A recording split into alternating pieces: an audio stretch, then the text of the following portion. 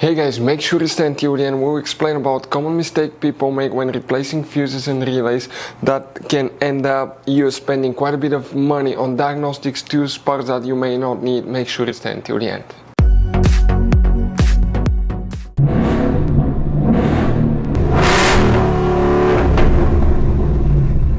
Hey guys, welcome back to Free Car Repair. Thank you guys for watching and subscribing to the channel. Today will be super helpful video to any of you having a Ford Explorer, that generation here from year 2011 to year 2015. If you have a problem where radio does not turn on, the radio cannot turn on, you wonder what causes that. It could be simple fix. We'll talk about it, how you can easily fix it, what you need to check. We'll put a link in the description of the video below where you can buy cheap parts and tools, that way do not waste money and time.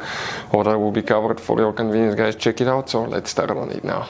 So before we start, let us tell you guys a little bit about us. Every single car we get here at the garage, we try to make at least 200 to 300 free repair videos.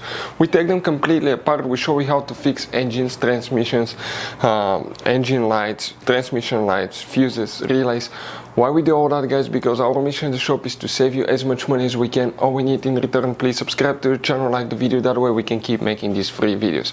By the way, check out our YouTube channels. We have, guys, more than 15,000 free repair videos that can save you thousands of dollars in future repairs. So let's go ahead and start on it now. So if a radio does not turn on, what can cause that? Multiple things, but first you need to check your main fuses. You have up to 3, in some cases even 4 fuses. We'll talk about that. What we need to do, open the driver door, guys, first. Come under the dash on the driver's side, the footwell compartment, that's a parking brake paddle. If you look up on the left side under the dash, you will see a black cover like this one. These 2 tabs, you need to press them together, pull the cover out, and you're going to find a fuse box with a layout like this one here. Before we continue, let's explain quickly why it's always a good idea to test fuses and relays.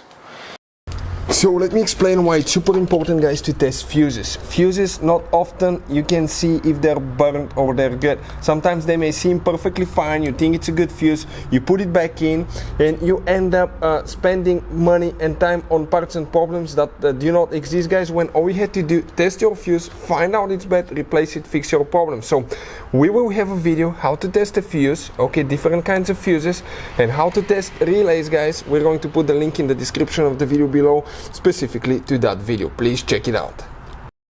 So guys, here now what we need to check. If we come in that row of fuses, guys, the first one that you want to check is known as fuse number 9, and we're talking about this fuse right here. Check it out, it's important fuse. But the main fuse now we need to check is fuse number 5. That's 1, 2, 3, 4, 5. That fuse right here, you should never miss checking that one. Then you need to check fuse 29. That one here as well, very important fuse. Now on some cars, guys, okay, on the radio, not all of them, but on the radio, that's the radio unit itself, on the back side you may have a hidden fuse by the cables, by the wiring harness. So we had maybe 5 cases where we had a bad fuse in the back of the radio. Not all models have it, but if you have a bad fuse, that can cause it not to turn on. Now if you have problems with the radio not working, what do you need to check, guys? Okay, you need to go ahead, we'll recommend to pull the fuses for the radio system out, let it sit for about a minute or 2 and see if that resets the system, because it could be just frozen radio, and that we had a problem before that actually fixed it. Now another thing, it could be the wiring harness. You may to disconnect the wires from the radio, remove it for 10 minutes, put it back in, see if that fixes the problem. If it doesn't, it's very likely you have a bad radio unit that you will need to replace. But those are some of the most common things we see at the garage. So guys, by the way, you have all kinds of different fuses, relays, circuit breakers, and check under the hood. It's even more complicated, guys. And even you have some special fuses, okay, like this one right here.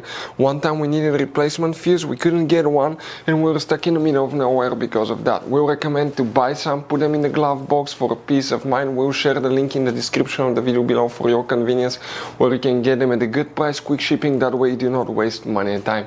Thank you guys for watching, and see you next time.